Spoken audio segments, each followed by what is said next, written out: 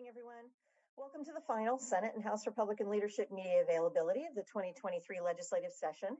We truly appreciate your participation week after week as we went through the long session this year, so thank you very much. I'm Kim Wirtz, Communications Director for the Senate Republicans. Today from the Senate, we have Senate Republican Leader John Braun from the 20th District and the Republican Caucus Chair, Senator Judy Warnick from the 13th District. From the House, we have longtime House Republican Leader J.T. Wilcox from the 2nd District and Representative Mike Steele from the 12th District. For today's opening comments, I'll turn it over to Senator Braun. Well, thank you, Kim, and thanks everybody for being here. And I appreciate your attendance throughout the session. Lots to talk about as we sum up the session. I'll just give you a high view. I talk about this every time, but no reason to change now. Public safety, I think broadly from a public safety perspective, we did okay, not as well as we could have. And of course, there's lots to talk about the events yesterday with the failure of the Blake bill, but we got significant funding in the budget for additional training for law enforcement as we try to rebuild law enforcement across the state. We got a pursuit bill out, and although I don't think it fixes our problem, I think it is a half step in the right direction, and that only made its way through with Republican support. The Blake bill sadly didn't get through. We supported a bipartisan bill in the Senate that was supported by the cities and the prosecutors and the sheriffs. In the end, the majorities decided to run a bill that was not supported by any of those organizations, and we opposed it, and not on partisan grounds, simply on grounds that the bill was not workable by the folks who have to make it happen. So we'll see what happens over the next few weeks if that comes back and we have another opportunity or not. But there's clearly a path down the middle. There's never been a question about that. If the majority decides not to be partisan about it and solve the real problem we have across our state and our communities. When it comes to affordability, I think there's some good news. I think I'd start with the budget. The operating budget that passed out. It's a budget that doesn't have any new taxes, which is a big win, I think, for Republicans who insisted that the proposals by the Democrats to raise the property tax and to raise the real estate excise tax were wrong for our communities and would drive up the access and cost of housing right in the middle of a housing crisis where we don't have nearly enough or not enough or at an affordable price. So we're pretty happy with that. Broadly, the budget, we think, lives within its means.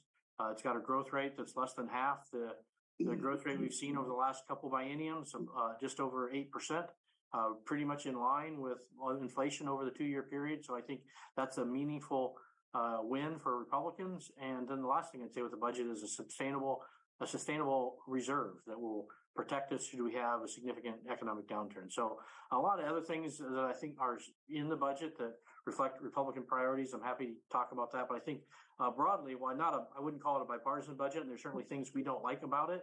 I think it is a much better budget than we've seen in recent sessions. Other things on affordability, housing, I think, not the win we hoped for, but still a win nonetheless with the middle housing bill, the permit bill, the SEPA reform bill. These are big things that will help help get us recover from the housing shortage we have, drive the cost down.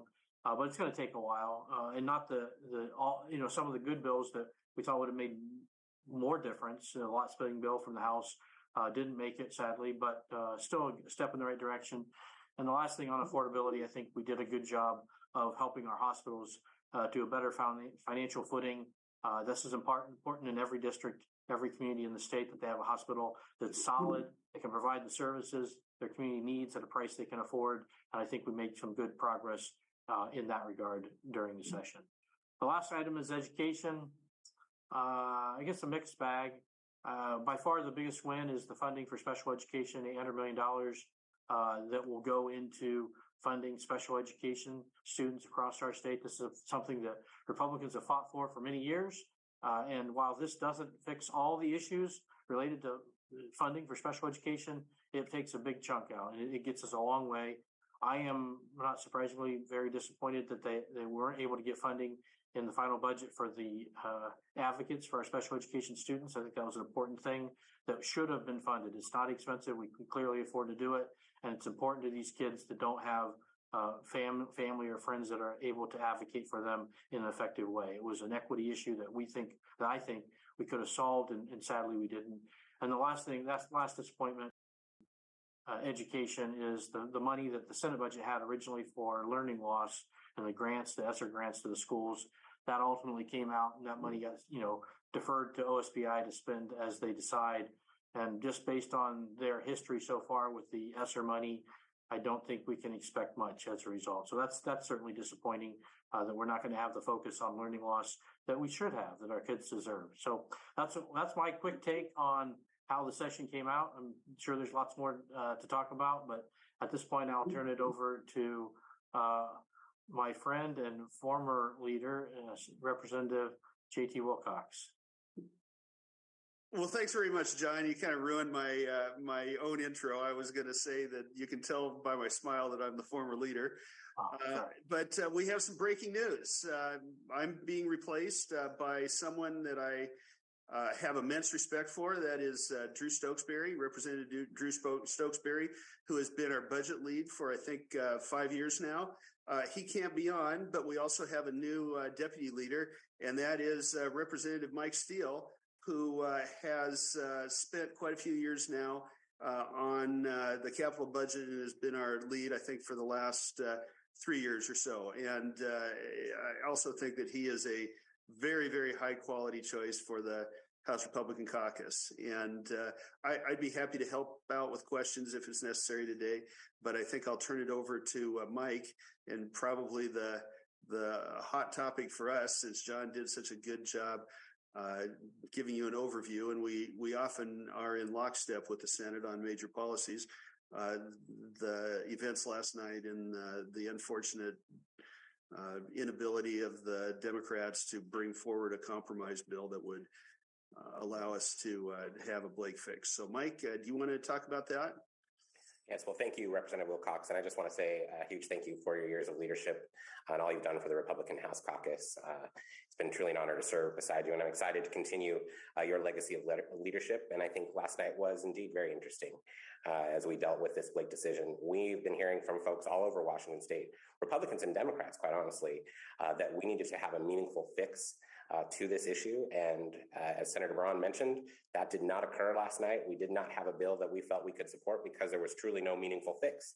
And that was really encapsulated in our no votes, interestingly enough, on a conference vote, a concurrence vote. And it was very interesting to watch that all unfold on the House floor, recognizing the majority did not have the votes they needed to pass a very watered down version of do nothing to solve the Blake issue that we're facing in Washington State.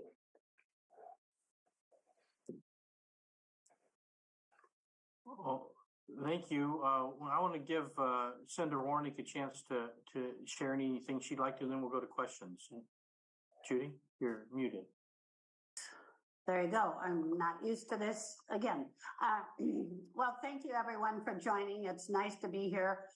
Very nice to be at noon the day after Sine Die. So I don't have an awful lot to add other than disappointed that Republicans were blamed in some way for not getting a bill passed.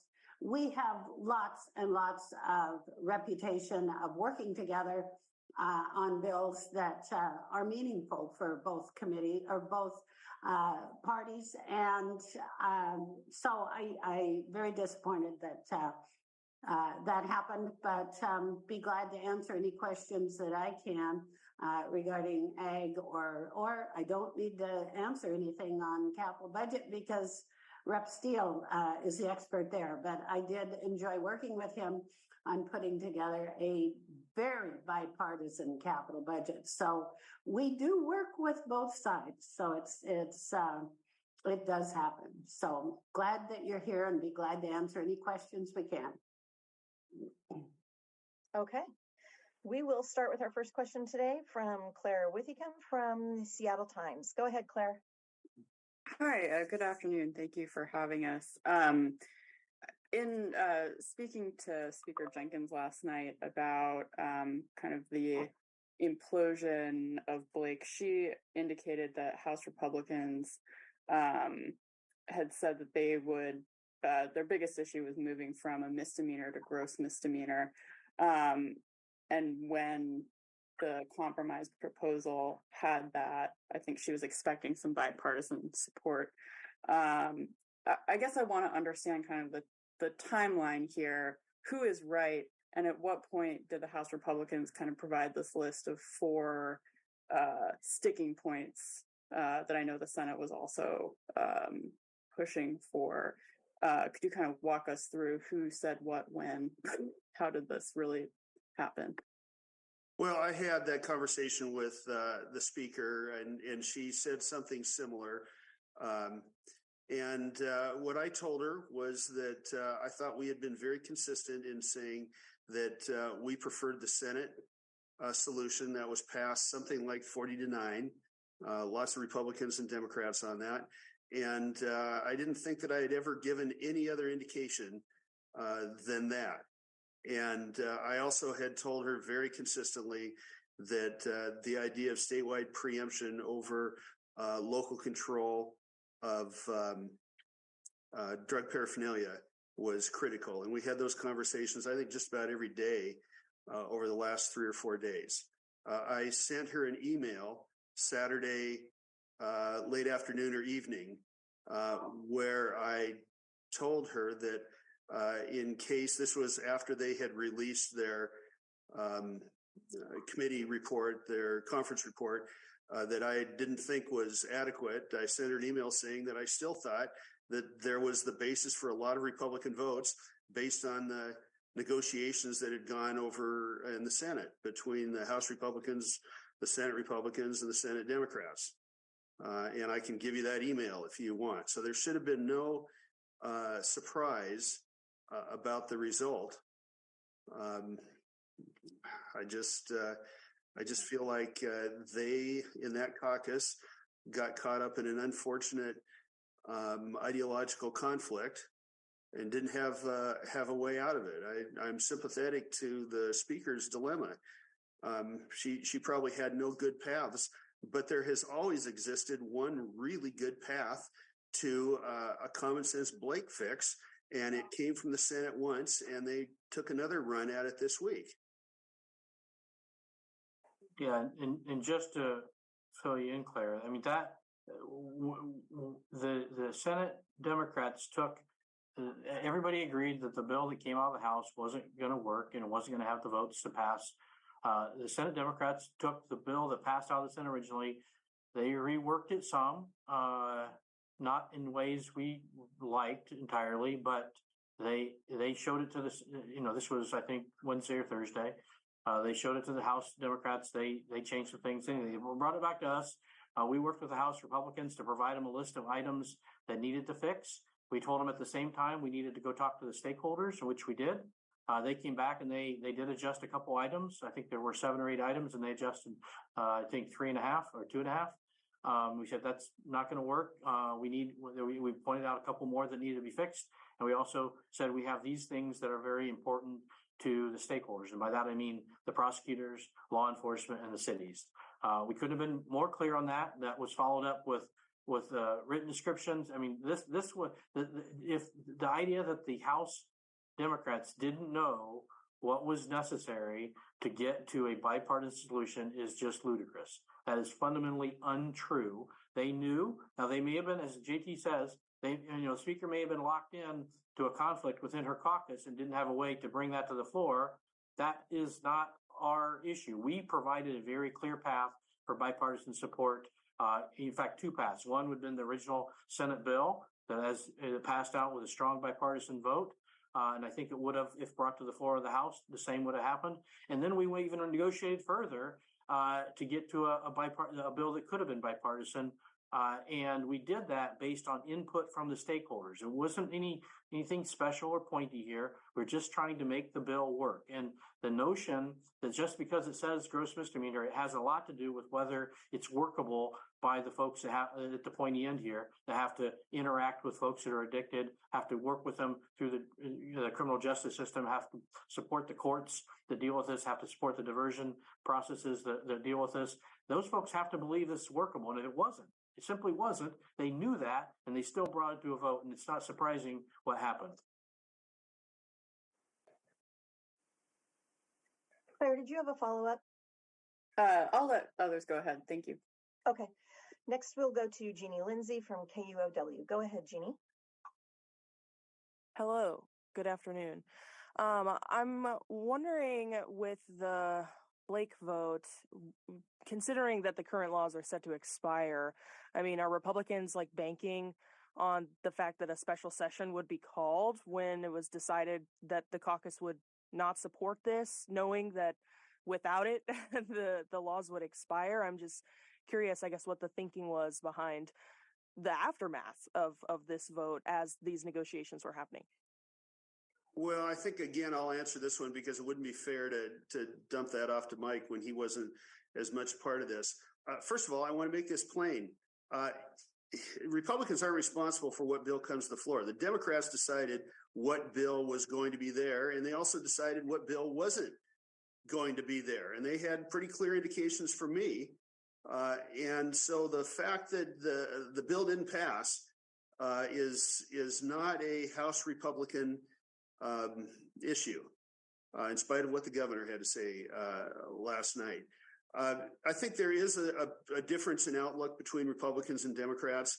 I don't think that no bill is the best case scenario, but we don't think it's the worst case scenario either. We all had many of our local governments tell us that they preferred that bill to fail because they would be capable of then providing their own legislation and regulation of dangerous drugs, and they felt like they could do an effective job with that. Both the capital budget and the operating budget provided a lot of money to add to the programs that we all think are necessary. And so, you know, the choice was not the House Republican choice to present a bill that couldn't pass. Yeah, I just reinforce that. It is the worst solution in this challenge is a bill that is not effective and limits cities and counties from taking their own action. That's the worst. We thankfully didn't get that. The best, I think, is a statewide solution that is workable and effective and gets after this in a consistent way. We didn't get that either. But what we do have is as when the law expires at the end of June and there's no law, that allows the city, and they can do this beforehand, put in place ordinances, allows counties to put in place ordinances. They can go up to a gross misdemeanor that will deal with this effectively. And we've heard, as JT said, many, I'd say most of the cities and counties in the districts we represent, and quite a lot of the cities and counties that we don't represent said exactly that we don't want this bill because we can't make it work.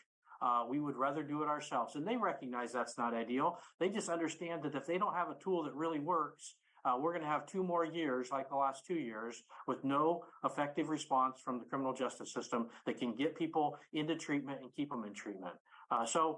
It's been said before, whatever the state passed is sort of a ceiling. You can't do anything more. And if we pass a bad bill that limits the locals from doing anything more, that's even worse. And I'd also like to point out that a number of the Democratic representatives of the city of Seattle decided that no bill was better too. I think they had very different reasons than we did. But you know, they perhaps were representing their constituents. One thing I'd add, I mean, we had this bill come to the Senate, and it didn't, obviously, but had it didn't have the votes in the Senate either, because the Republicans opposed it, but there are also Democrats who opposed it for the same reason. There were Democrats that opposed it for the same reasons as the Seattle City Council, but there were 3 Democrats in the Senate that were with us that understood that this bill was bad, that would not work, and were opposed to on those reasons, that supported the original Senate bill, but would not support this bill. This notion that somehow they're both gross misdemeanors is misleading because they're significantly different bills. One was workable, one was not. Jeannie, did you have a follow-up question? Yes, I just wanted to ask, I guess, about the prospect of a special session. I mean, the governor has said that he won't, you know, the timing of when one potentially could be called relies on whether an agreement can be struck, I guess. what are you looking at? How are you talking about this now? What are you thinking about in terms of continuing to negotiate to make this happen? Well, I don't think the governor's involvement does anything to help at this point. The governor has been absent from this discussion for 105 days. Him weighing in I don't think helps on either side, frankly. I did have a discussion this morning with Senator Billig, and we talked about a path forward. I think it could be a path forward, and it's not a hard path forward. It could have happened yesterday, couldn't happen Saturday if they're interested in a bipartisan solution. But we have been and continue to be willing to support a reasonable solution to this that is workable by local government. If in particular, the House Democrats decide that works for them, I don't think it'd take long to get this done. But at this point, I'd say it's the House Democrats standing in the way. When they say they're ready to negotiate a solution, then I think there's a path forward. And I'll defer to Mike, who's one of the most bipartisan members of the House, and I think will be critical in this. Well, thank you to you both. I would agree. I think there's a path forward. We've been very upfront about how we want to negotiate and what we were hoping to gather out of that negotiation. Again, as Senator Braun mentioned and as Representative Wilcox mentioned, we've been forthright in this. We knew what version would pass. We knew how it was going to work. And we have an opportunity to create a bipartisan solution. And again, as I hear from communities all over my district, but the rest of the state, this is not a partisan issue. Republicans and Democrats want this issue to be solved, and they want their community to be safer. Okay. Next, I'll go to John Jenkins from Capitol Press. Don, go ahead. Do any of you have any thoughts on how the legislature is spending cap and trade money? I have some thoughts, and I think we're all those of us who weren't directly involved in the negotiations, and of course, Republicans weren't directly involved in the final negotiations of the operating budget. We were in the transportation budget and the capital budget. I think it's from what I've seen so far, and this is an initial response, I think it's a mixed bag. There's some good where it's really taking that money and it's focused on things that will either build resilience or actually take on real projects that help and help our environment. Those I think probably get bipartisan support. There's a fair amount that is just kind of peanut buttered or in some cases used to supplant other general fund money in the operating budget in particular, so that they can spend more on other stuff, other services that may or may not be effective or useful. I don't think that's not what was intended with the CCA money, and I don't think that's helpful. And I think most broadly, this has become very clearly a gigantic new tax on Washingtonians, and it's particularly regressive and it's particularly hard on middle income folks or folks who are close to poverty and that have to often commute longer distances. They can't afford electric cars and are bearing the brunt of this. And now it's, depending on what report you look at, it's 50 to 70 cents a gallon extra that they're paying just to get on with their lives. So I think that the best, most important thing we could be doing is to provide some tax relief specifically to those folks more than we're doing right now. That's clearly not happening, and the governor and the two majorities have said they're not really interested in tax relief. But I think most of our caucus believes that that's the big thing we're missing. If we're going to go down this path, and we don't think it's a good path, we don't think it's effective to reduce carbon, and we think it's very regressive and hard on middle income Washingtonians. But if we're going to go down this path, we ought to be doing things that either reduce the tax burden somewhere else or make investments that are significant and don't just replace other money that can be spent on the preferences of the majority. And Don, I'd like to add a little bit to that. What isn't happening is the promises that were made regarding the ag tax exemption, fuel tax exemption. Those promises were made and they have not been kept. It's been apparently too difficult for those that handle these tax preferences to figure out how to give ag the tax exemption that they were meant to have. And so that's one thing that has not been done correctly, in my opinion. And I agree with both Senator Warnick and Senator Braun. Not only is this tax regressive, it's also volatile. And I think anytime you're building a budget around money that you don't have a clear path for, or you're not sure it's realized yet, it creates really hard decisions. And I will tell you, from the capital budget perspective, anywhere we used Climate Commitment Act money, we used it in a place where it wasn't a top priority, because if the money didn't materialize, we were okay with losing whatever that priority was. Any place that we wanted to make sure was a priority, we spent bonds and actual cash. So, I mean, it just tells you sort of the nature of the CCA money and how it can sort of mess things up in a budget process in terms of actual realization and actual money.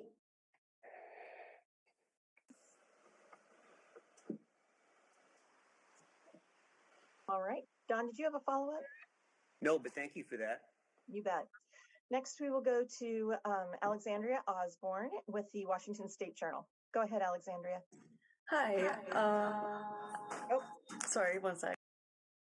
Okay, sorry. I was just mainly wondering, for the senators, if the House had passed the Blake bill off the floor, how would that have gone on the Senate floor?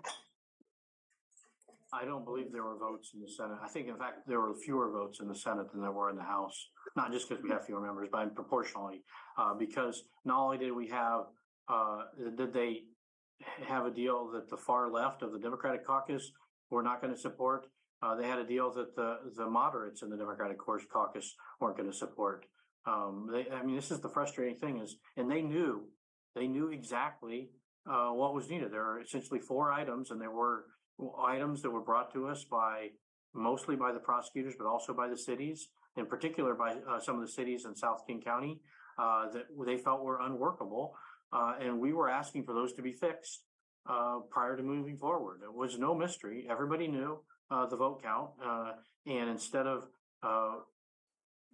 recognizing that and working to get a bill that would pass, they thought maybe they could strong arm it through and force it through. And it was pretty clear that was not going to work. And so anyhow, back to your question, I don't believe there any different outcome in the Senate. The Senate supported, the Senate Republicans in particular supported the bill originally that had the support of the cities, that had the support of the prosecutors, that had the support of the law enforcement. We passed that bill out. We were not going to support a bill that was opposed by the cities, that was opposed by the prosecutors, that was opposed by the law enforcement. It's really that simple. Alexandria, did you have a second question? No, I did not. Thank you. Okay. Next, we'll go to Jeff Pogela from Northwest News Radio. Go ahead, Jeff. Yes, thank you.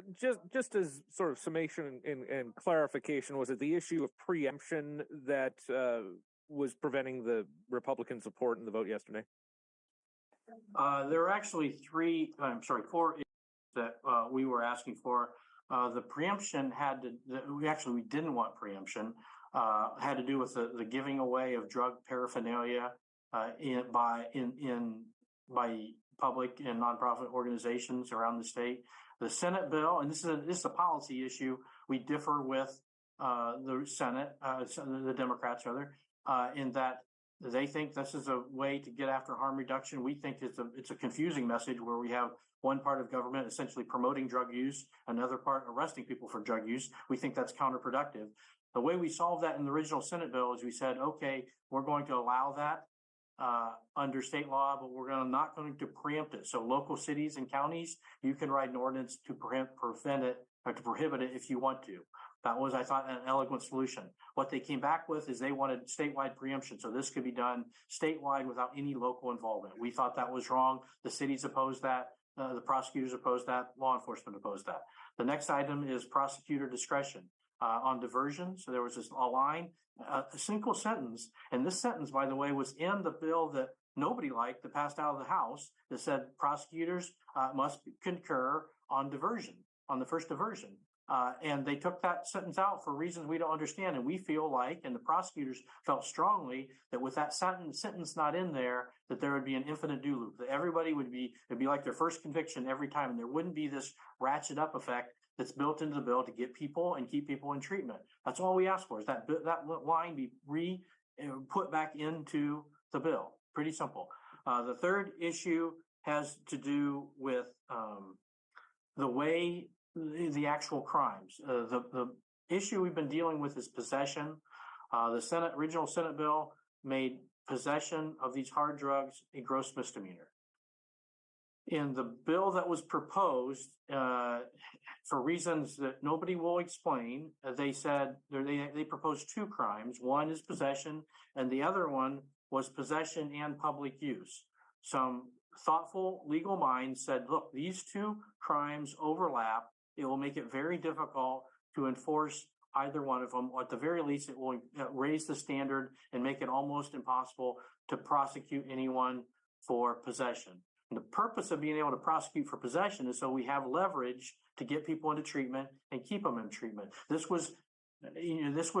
made the bill non-workable. It's a simple word to take, instead of having a crime for use and a crime for use and possession, just have a crime for use, have a crime for possession. They literally just ask them to take two words out of the bill. It was that simple, but it's a very important change. And the last issue was we had negotiated. They wanted 6 months in two cases in the bill for pretrial diversions and revocation, and also for the vacation of the sentence. And we thought we had negotiated earlier for them to make all those at a 12-month mark instead of a 6-month mark. They came back and changed 1 to 12 as we thought we had agreed on, and they didn't want to change the other one to 12. They wanted to only change it to 6. And all this does is means that people spend less time in treatment. And we know from years and years of our drug courts across the state in urban and rural areas, they have been much more successful when the individual is in treatment for a longer period of time. Again, a request given to us by the prosecutors, supported by law enforcement and the cities, that was simple. These are not pointy things. These are simply to make the law work as we all hope it will. These are the issues that stopped it. Plain and simple. You take those things and put them in the bill, that bill passes off the Senate floor and the House floor with strong bipartisan support. It's that simple.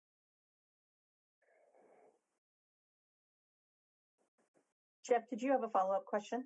Yeah, just briefly kind of drilling down on the issue of prosecutorial discretion. Generally, that means prosecutors decide whether or not to bring charges, not giving consent to treatment or things of that nature. I mean, kind of talk to me a little bit about your concerns there, and because it seems like kind of not typically what the justice system would do, or at least how it works. That seems like something that would be up to a judge rather than the prosecutor. Jeff, I think you're getting at the very heart of it. Historically, prosecutors, and by the way, I'm not an attorney or a prosecutor, but I've learned a lot about this. Prosecutors decide on what sentence, what charge to bring. Judges decide on sentencing and whatever on guilt and non-guilt and sentencing. This is about fundamentally about the executive function of the prosecutor deciding what path to take as they bring it before the judge for a decision. That's what it's about. The concern here is the way the bill is written. If you don't have the prosecutor involved in this decision up front, you could have essentially an infinite do loop where someone comes up, they have a single possession charge, they come up before a judge. The prosecutor is not allowed to weigh in on whether diversion is the appropriate answer. They go off, they get diverted, which is actually the idea. It's the goal to start with, but they don't complete their treatment. They don't, or they don't finish, whatever is assigned for the diversion, and then they get arrested again for another diversion. But in the process, this one was never tried, never convicted. There's no record. They're essentially right back at the beginning again. Again, this is where the prosecutor would say, "All right, Madam Judge, this individual has already been in this situation before. I'm not going to consent to diversion like before because we've been down this path. We need to up the ante a little bit." That's the proper role of the prosecutor, and the judge would respond accordingly as they see fit. Without the prosecutor able to weigh in at that point, it happens again and then again and then again, and you don't fix the problem. I mean, this is really straightforward stuff to just and to make sure prosecutors have the discretion to work through this. And I have a lot of faith. Republican prosecutors, Democratic prosecutors, I think they all very much understand that the best thing for these individuals, for our society, is to get them into treatment. Diversion works. There's nobody out there, even on the, there's no, to my knowledge, even in the pretty conservative area I represent, where prosecutors aren't trying to get folks into treatment. They just need to be able to ratchet it up if they can't keep people in treatment. That's the key here. So if I'm understanding the Republican position correctly here, when you say prosecutorial consent, it's the prosecutor weighing into the judge, but if the prosecutor objects to sending someone to treatment, say for the second time, that doesn't automatically preclude it and send them to jail. That's still ultimately up to the judge. Is that the Republican position? Yes. Okay, just wanted to clarify that. Thank you very much.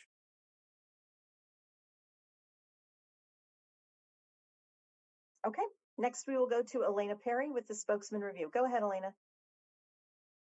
Hi, I wanted to ask about the budget, Blake and the budget.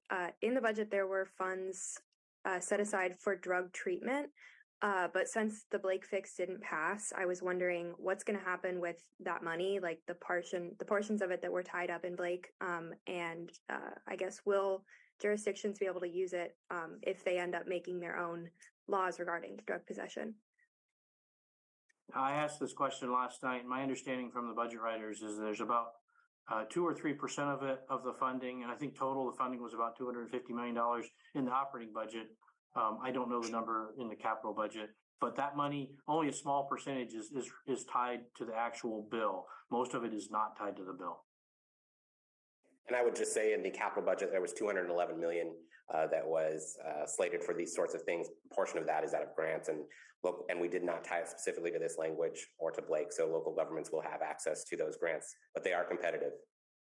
And I think this just helps explain why the local control option, although it's not the best case scenario, isn't the worst either. Many of the things that need to be done can be done at the local level. It does mean that local governments may have some tough choices, which may explain why some want this to be statewide. But the resources are there, and actually in many parts of the state, they have functioning and successful drug courts. They may not have the infrastructure for the treatments that are envisioned in the House bill.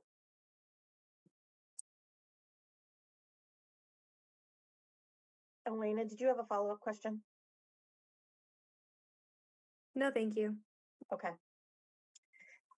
Let's see if there's anyone out there that has not had a chance yet. It looks like we have gone through all the questions. So with that, I will turn it back over to Senator Braun and Representative Wilcox for any final comments. Well, thank you, Kim, and thank you everyone for being here. We certainly appreciate your interest. And both today and throughout the session. Now that we're done, I mean, there'll be some of us it'll be a little bit of recovery time, but we're going to stay focused on the things that we think are most important in the state of Washington. Clearly, public safety is at the top of that list, and we may have a little work to do to follow that up. We'll see how that plays out. But as I said earlier, Republicans are certainly willing to come in and work on a proposal that really works, that serves our cities, our law enforcement, our prosecutors, and most importantly, our citizens well and is effective. If we can get to there, I think that there's a path forward, and I hope there is. We're going to continue to work on affordability. How do we make that so the people, especially the people living in the middle, or people living close to poverty, can afford to live in our great state?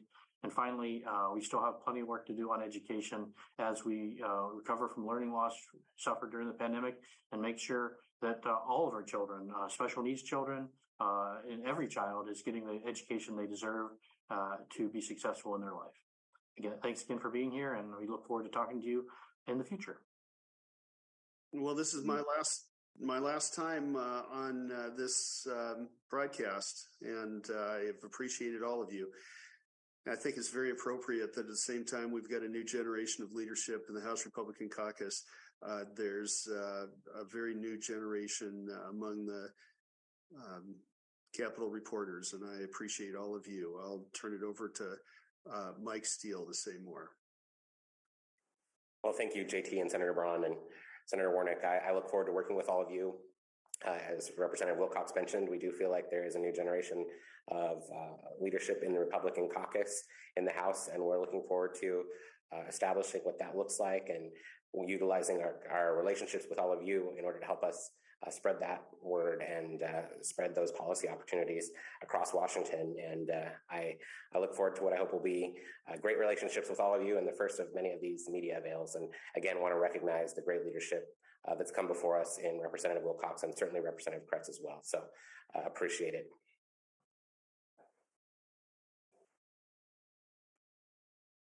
I'll just close by saying thank you as well. Congratulations to Representative Steele.